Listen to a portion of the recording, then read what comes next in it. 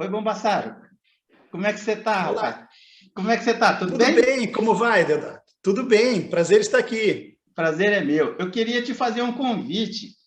Quando passar a pandemia, se você tiver um tempinho, for passar aqui por São Paulo, por Campinas, arruma uma brecha na tua agenda para a gente ir tomar uma cerveja no bar do Rafa, do Rafael, lá no Mercado Municipal de Campinas. Na hora, você não deve fazer esse convite, porque isso acaba sendo mais que um convite, acaba sendo quase um chamado. Já está feito. Ó, e no dia que você vier, eu já sei o que eu vou levar no meu carro. Lá tem um estacionamento do lado, você vai gostar. É um botequinho lá no canto, assim, apertado. Como eu falei com você na prosa prévia, lá tem. Depende do dia. A gente tem que dar sorte. Aparecem médicos, aparecem pesquisadores, aparecem operários, engenheiros, aparece de tudo. Eu fico ali com um ou outro livro que eu escolho, geralmente no sábado de manhã, peço uma cervejinha, uma cachaçinha de Minas só, e fico ali aprendendo com tudo que passa ali, vários saberes diferentes. Esse é o olhar que eu deposito. Então, eu gosto de dividir com as pessoas que eu gosto, com os meus amigos. No dia que você vier, eu vou levar todos os livros que eu tenho aqui em língua portuguesa do Giordano Bruno e que hoje a gente vai conversar sobre eles. Além de conversar Ótimo, hoje, no boteco a gente vai recapitular essa prosa aqui. ótimo, ótimo. Com uma cachaçinha de Minas eu vou ainda me soltar muito mais, né? Quer dizer, gosto muito da cachaçinha de Minas. Muito bom. Ô, Bombassaro, eu estou no meio de um livro. Eu não tenho ele, não o tenho fisicamente ainda. Me parece que você vai traduzir, mas eu já comprei uma tradução que eu achei aí em e-book, O Infinito, o Universo e os Mundos. A gente vai bater um papo sobre ele também no decorrer da nossa prosa, tá bom? Tá bom? Ó, o primeiro aqui que eu queria conversar é o seu. Ó, e você fica fazendo piada comigo. Você lembra quando eu pedi para você mandar os livros para mim com a dedicatória e você falou que ele já tinha morrido? Sim. Eu dei muita risada. É claro, mas não tem problema. Você traduziu, você pode fazer. Eu autorizo você fazer dedicatória. Tá bem. Mas você fez aqui. Ó, eu queria começar a prosa sobre a dedicatória no que você escreveu, né? Eu costumo falar que eu tenho por hábito fazer uma análise do pano de fundo do discurso das pessoas. Eu não falo muito, porque senão o pessoal fica armado comigo, pensando que eu estou analisando as pessoas. E não é isso. Faz parte da minha vida debruçar esse olhar sobre o que as pessoas falam. Você colocou aqui na minha dedicatória, eu achei bem legal, gostei muito, e eu vou ler aqui, publicamente. Isso é um reconhecimento. Ensaio com vistas ao infinito. Me explica aí, cara, o que você quis falar com isso? Olha só, esse livro é um conjunto de ensaios que eu reuni em razão das minhas atividades docentes, na verdade, participação em eventos, congressos, etc., e com uma temática muito aberta, porque ele abrange uma série de autores, mas focado no Giordano Bruno, porque considero o Bruno o autor central da minha pesquisa. Não significa que ele é o autor central da Renascença, porque acho que a Renascença tem muitos centros e muitos autores importantes. Para minha pesquisa, ele é central na medida em que, ao redor dele, também vagueiam, vamos usar assim, ou ele está circundado por autores e por temáticas muito importantes na constituição do pensar na Renascença.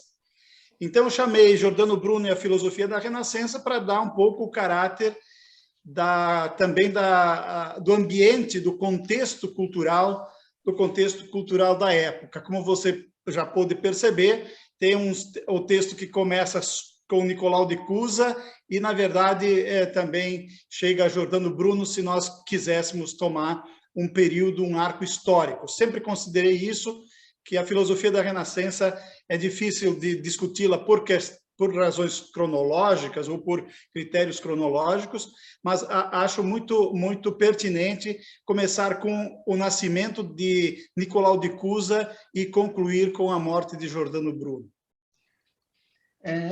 Fica assim, aliás, tanto na filosofia como na história, na arqueologia, fica um pouquinho complicado você tentar datar as coisas de começo e final, né?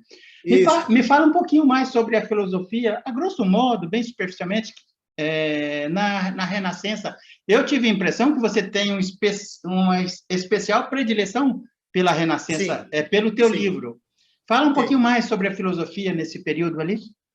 Tem, olha, é evidente que a filosofia não se resume à historiografia das ideias, né? Ela não se resume à história de pensadores ou de figuras, muito menos, digamos assim, ela se resume a um elenco de autores, né? O que me chama a atenção são sempre as grandes questões, os grandes problemas filosóficos que são tratados via de regra em muitos momentos, quase em todas as épocas, mas que são peculiares de um certo tempo. Eu fui levado um pouco à Renascença através de leituras contemporâneas. Quem me levou ao estudo da Renascença foram autores meus, contemporâneos nossos. Foram autores da segunda metade do século XX, em especial Thomas Kuhn, que, através de um livro importante chamado A Revolução Científica, me abriu, vamos dizer assim, o caminho para o estudo dos filósofos renascentistas. Então, eu não entrei para estudar a Renascença via historiografia ou via manual de história da filosofia. Mas aqui é um elemento que eu gostaria de destacar, Deodato, porque os nossos manuais de filosofia, os nossos cursos de filosofia acadêmica, digamos assim, os cursos de filosofia, como são organizados na academia, e até muito recentemente no Brasil, eles costumavam fazer uma divisão muito estanque de filosofia antiga, medieval, moderna e contemporânea. Eu sempre duvidei um pouco dessa distinção, ou dessa divisão, ou dessa separação, dessa classificação. Embora ela tenha uma razão de ser, me parece que ela não pega todas as coisas, né? Ela não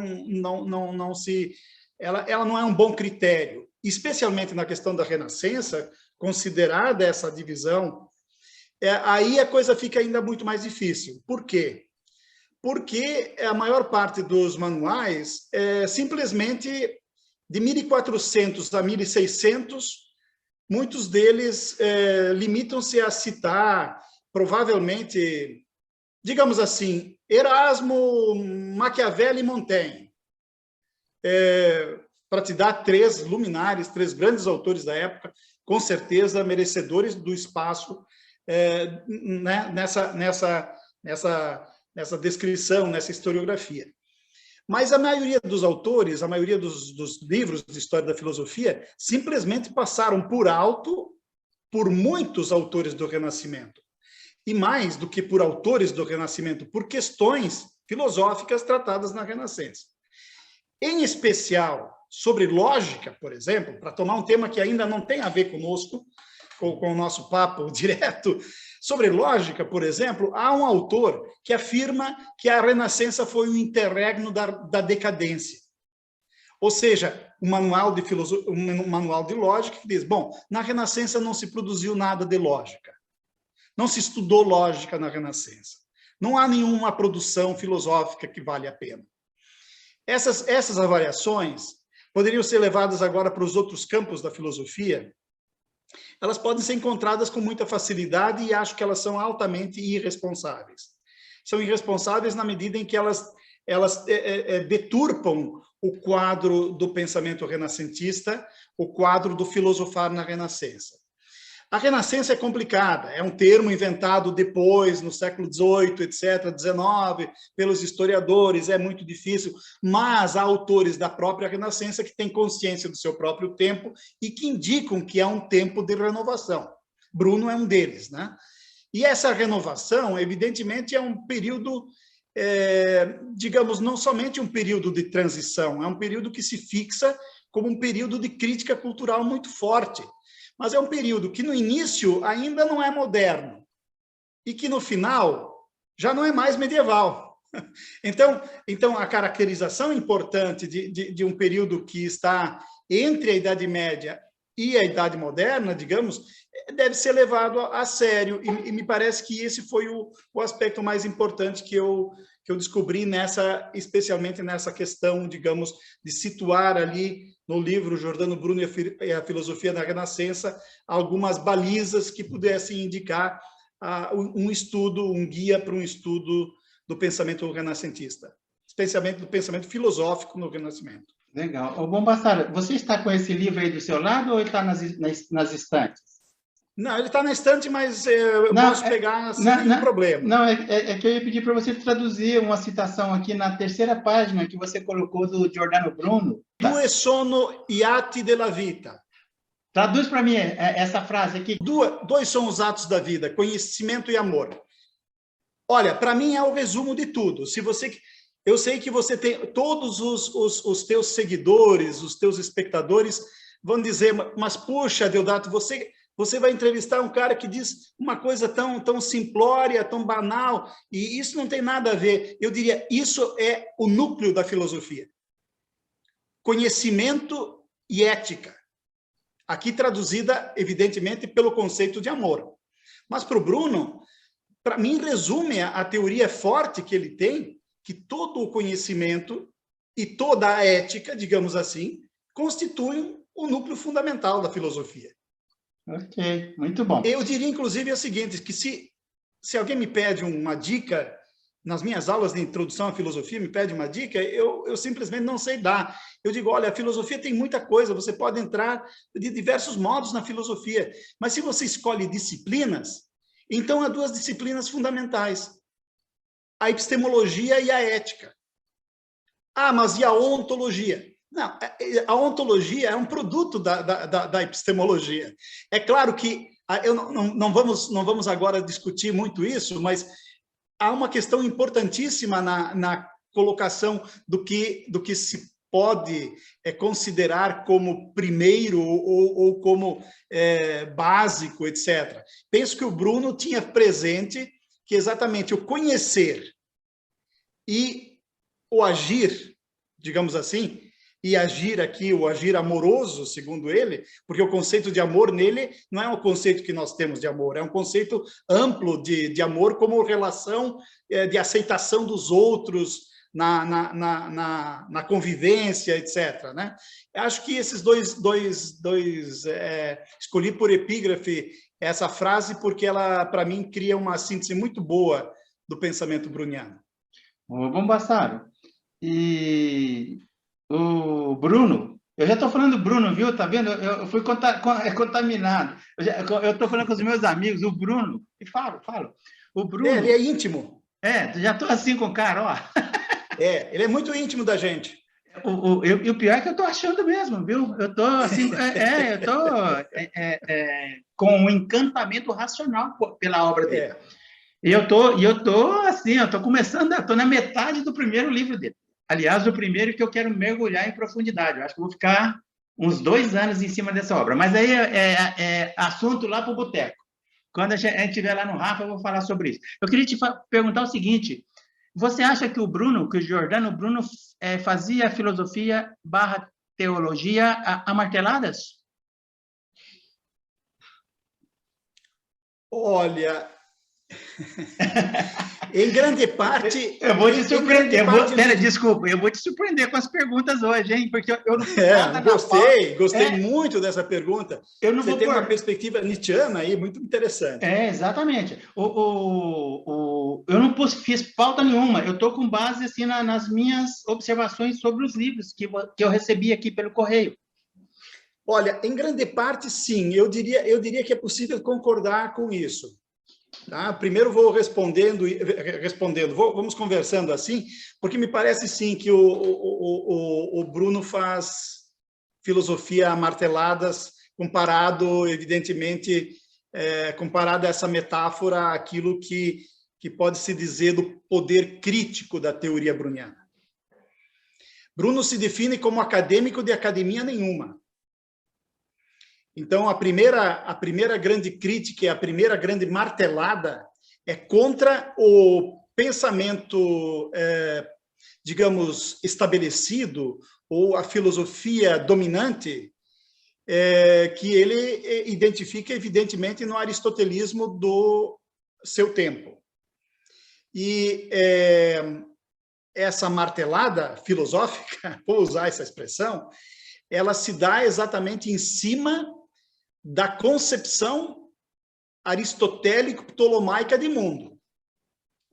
Ele quer destruir as muralhas, a prisão, a cadeia, as correntes que nos prendem, eu vou usar a expressão no presente, nos prendem a uma concepção fechada de mundo, a uma concepção hierarquizada de mundo, a uma compreensão fundamentada numa teoria do conhecimento embasada no senso comum, especialmente voltada para a valorização de uma percepção sensorial.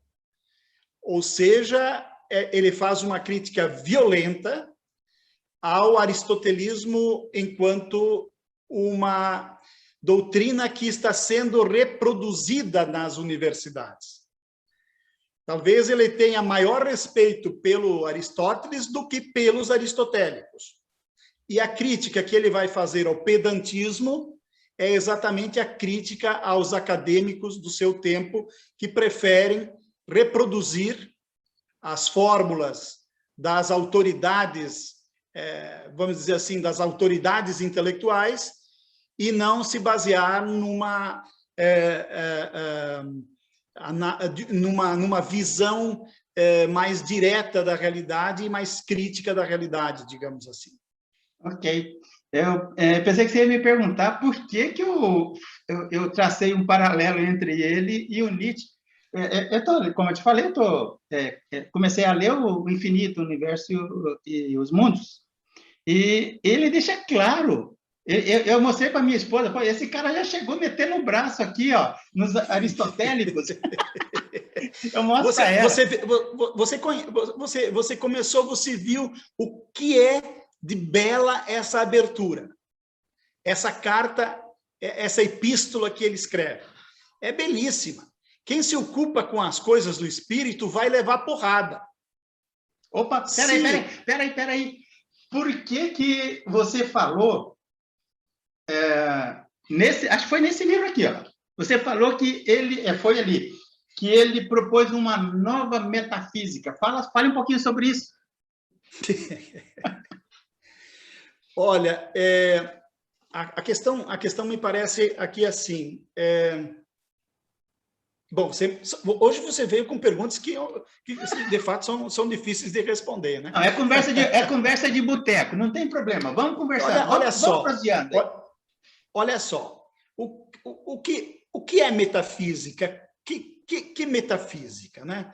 O nosso pensamento clássico geralmente considera, quando se faz referência à metafísica, uma teoria importante sobre o ser, né? uma descrição do ser, e digamos assim, uma tentativa de interpretação de como é constituído o mundo. Assim, a gente está se referindo à ontologia. Exatamente. Ok. Você tem um conjunto de reflexões que propriamente estão muito depois de todas as ciências empíricas. E a pergunta basta ler, evidentemente, a Metafísica de Aristóteles para perceber o panorama da temática da metafísica.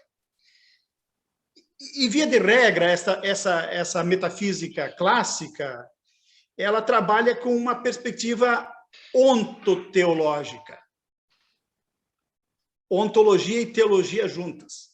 Então, não é problema juntar esses dois aspectos, digamos assim, também no pensamento bruniano. Porque é evidente que ele margeia um limite entre filosofia e teologia com muita frequência. Mas ele diz claramente, o que eu estou dizendo nos meus livros, o que eu faço nos meus livros, não é teologia. O que eu faço nos meus livros é filosofia. E isso significa, no entender dele, filosofia natural.